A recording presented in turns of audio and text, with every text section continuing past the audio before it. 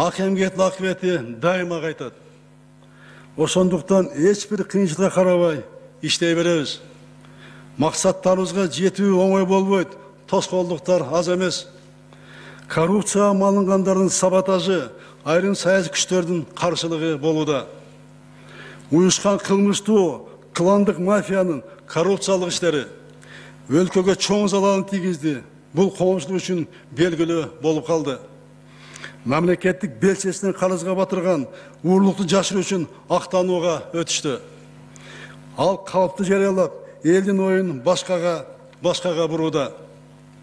Баса белгилеп айта кетейин, бардыгы мыйзам алдында бирдей. Эч кандай ультиматум тили кабыл алынбайт. Эч качан ультиматум тили кабыл алынбайт. Элди көчөгө чыгарып, бийликке кысым жасоо менен маселе чечем дегендер жаңылышат. Мәселенин бардыгы мыйзам таласында гана чечилет. Урматтуу мекендештерим, мамлекет түшүнүктөр менен эмес, мыйзам чегинде жашаш керек.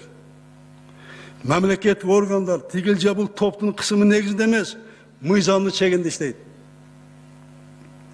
Кудай буйруган, элдин ишенген президенттик милдетимди мамлекет оңдоого баса белгилеп айтам, оңдоого жумшайм.